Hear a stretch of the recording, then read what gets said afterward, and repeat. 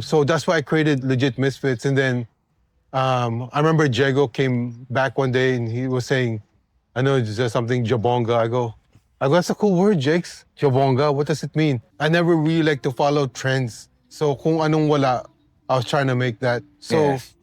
at that time, Master Plan was just coming out. Lakas ng Master Plan. And then they were representing well because kahirapan talaga. Back then kasi wala namang pera sa hip-hop. Yes. Unless you're like a Francis M or an Andrew na, doon na. But so I created Kulay. Kulay. Yeah, and then we were the only group that got signed internationally.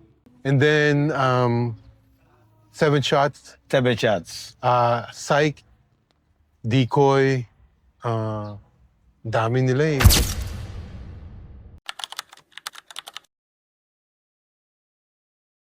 Kuya Boom, eto, punta naman tayo dito sa mga naging contribution ni Kuya Boom.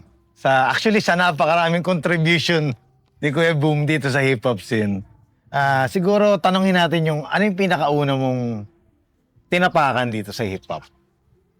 Yung una, I started a group called Boom from Canada. So I had Genie, and then we auditioned Rada, and then Diego of Legit Misfit. Yes. Tayo pa yung buhok niya. And then we would just, I was just seeing what's out there. And I never really like to follow trends. So kung anong wala, I was trying to make that. So Yes. at that time, Master Plan was just coming out. Lakas ng Master Plan. And then they were representing well because coming from the Bay Area, Yes, bringing yes. that sound, and then they had Yes. the best DJs. Di ba? Si DJ Sunny, DJ Ouch, all of them. It was just an amazing collective group. Yes, mismo. Then you had Johnny and Butch. They really had the swag. So the place really needed something like that. So to bring that flavor. Yes. But then I started realizing, I go, parang ang nangyayari is people's not representing the neighborhood the way they should. And that's how hip-hop, you represent, like the way they do in New York, you represent if you're Queens or you're from Long Island, so parang I felt the metaphors was like, like slam like Shaquille. And Yes. sabi ko, no, hip-hop should be about your neighborhood. So I created Flip-Hop. So Flip-hop. Flip-hop. So Yes. Filipino hip-hop. So that's the first. Yeah, and so that's why I said, like, instead of like slam like Shaquille, I go, who are the heroes ng mga basketball? And I go, I want to write Air Chinelas. So we did Air Chinelas, and then Air Chinelas. Air Chinelas. Yes, I remember. yeah, so because it's all the heroes of Filipino basketball, Yes. and then so I started writing like Kasi di ba dito sa Pilipinas, explain lang natin yung konti na sa Pilipinas kasi, nung time na yun, wala naman masyadong kayang bumili ng shoes. And sa Pilipinas talaga, ang mga tao talaga, kahit hanggang ngayon naman, Oo. talagang Tsinelas or tsinelas nakapaa. talaga ang Oo. ang wear dito, di ba? Kasi sa lugar din, Oo. and medyo yung lugar, medyo rap pa, lalo noon, di ba? So, tsinelas, ano yung naging idea mo ron? Kuya Boom. yun nga kasi I'm just hearing the metaphor na Yes. lahat NBA players. Sabi ko, ang gagaling ng mga players natin dito, and you have to localize hip-hop. Kasi Yes. how would they know about the Philippines or what's in our neighborhood kung ang metaphors natin like Shaquille and Jordan and Yes. like, So, noon pa nagdidig deep ka na talaga ng ganun, no? oo, because coming from Canada, ganun din eh. We didn't have as many hip-hop artists there. Yes. But then look what happened. You have like Drake, The Weeknd. Back then, talagang it was just new talaga. So it was nice to see the Philippines not sure where it wants to go yet.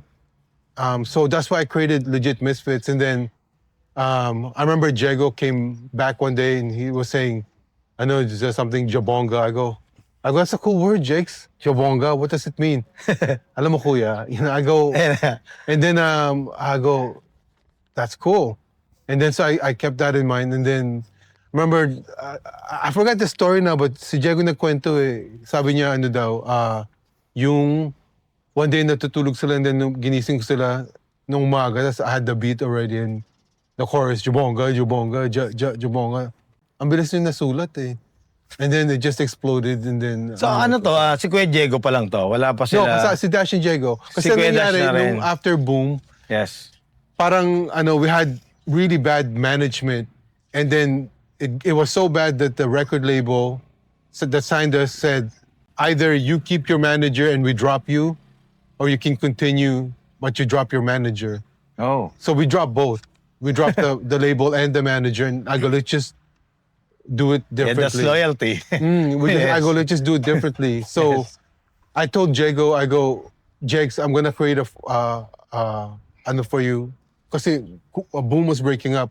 I told Jago, I go, I'm gonna create a group for you. Just wait lang. Yes. Dash, I met him in, he was just a groupie of Francis.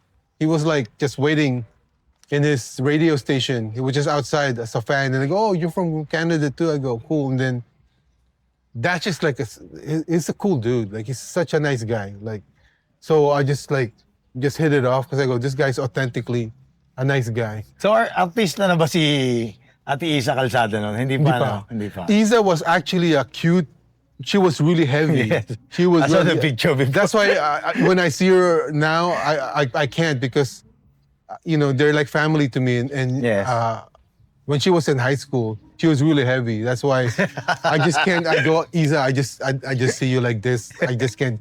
So, but yeah, they're family and Jago as well. So, ang namin pinagdaanan na Yes. like kahirapan talaga. Back then kasi wala namang pera sa hip-hop pa. Yes. Unless you're like a Francis M or an Andrina, doon na. But most of the people were just struggling talaga. Yes. Kasi they didn't think of hip-hop as, kala nila it's a fad or it's ano lang, di ba? Yes, Kuya Boom, siyempre, flip-hop, tama, ito yung first.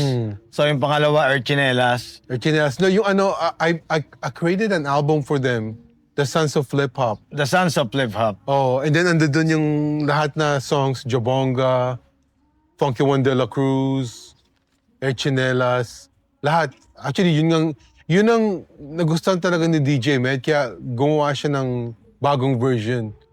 So, yun, ilalabas pa nila. Ang lulupit, rene-work niya yung lahat na he reworked all the songs and ang lakas ng dating. Yes.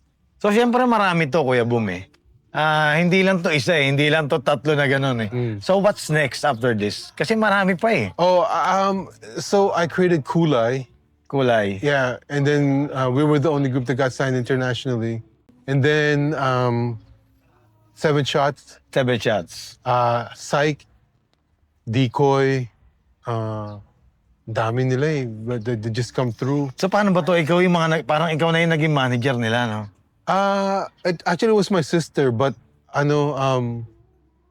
hindi namin alam kung anong ginagawa pa noon talaga eh. So parang ano lang, just movement, magkakasama kayo, Oo. team, ganun lang Tsaka talaga. we didn't know about the how the industry works. Kasi ito pa lang yung time na nag-strive pa lang eh, di ba? Oo. Ng Tapos hip-hop eh. tsaka yung mga kontrata, yung mga Yes. it was garbage. Wala pa Walang idea kinikita talaga yung sa mga ganun. artist, mga producer, Yes. mga arranger. Basta ano lang, It was ito yung garbage. time na napaka-genuine lang na lahat. Oo. Ang Na maganda talagang- lang dun, there was something really cool about what was happening back then kasi everything was fresh. Yes, Like, mismo. hindi mo alam kung kung saan ng artist maglalabasan. And then everyone was in competition, but they were also trying to be okay. I was doing a documentary on hip hop. Then yung mga nauna talaga, ang bayad lang sa kanila. Pagkain, Yes, like, mismo. one-piece chicken and rice. Ganun lang bayad sa kanila. Tapos naghihintay pa sila makalabas. Kasi most of the time, ang bababa ng tingin nila sa mga hip-hop eh. Like, di ba? They didn't know that it was gonna explode to this kind of industry. Nobody believed it back then. Mismo. They think lang, fad. So, Mismo. Pagka may idea ka nun, parang tigilan mo yan, parang Oo. pinag-aasabi mo, di ba? Parang ganun lang dati. meron akong skit dun sa first album ng Misfits, yun nung sa Move On. Yung parang talagang, tigilan talaga sabi ng nanay, tigilan mo yan. Oo. Wala kang makuha dyan. Mismo. Pero ayan, Kuya Boom, ano yung nagtulak sa'yo para mas lalong ituloy yung ginagawa mo? I think there was no other way. If you love hip hop, if you love something, it's just natural that's what you're gonna do. So that's why I've never been the kind that wants credit. I only have one boss and I just move on my own. But I watch kung ano nangyayari sa Which industry. is good. Right. I watch kung ano nangyayari sa industriya. So some people build for ego. Some people build for the movement. I've always built for the movement, and that's why I made Urban Mix. Because at that time, talagang walang media sa masyado sa ano. May mga masterplan.com or ano, but sa TV, Yes. there was a lot of times na maraming mga artists na pinapakwit nga sila ng mga nanay nila. But pag nakita sa Urban Mix, parang, oh, Artista na.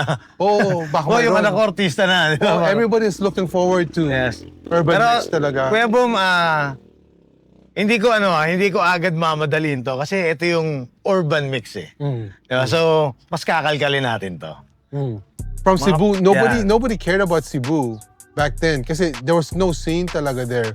But I know there was, but it's just kind of underground. So I saw this guys, Anthill Mob.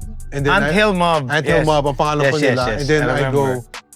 si Pain, tsaka si Dice, tsaka si K9. Yun, in-interview ko sila sa Cebu. Until it got to the point where I asked if we can do a Urban Mix Live. Yes. So 187 Mobsters. Ayun. And